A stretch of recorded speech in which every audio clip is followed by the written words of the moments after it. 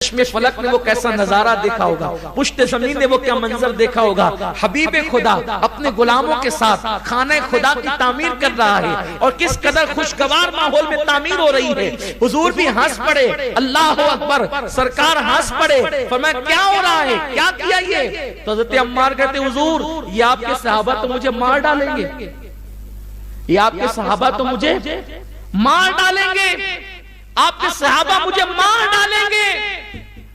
हंसी मजाक हो रही थी, हुजूर ने गैब की खबर दी, फरमाया अम्मार तुझे मेरे सहाबी नहीं मारेंगे। सरकार कहते अम्मार तुझे मेरे सहाबी नहीं मारेंगे, तुझे तो बागी लोग मारेंगे, तुझे तो बागी गिरोह कत्ल करेगा। देखा लोग कहते हैं कौन कहां मरेगा किसी को नहीं खबर।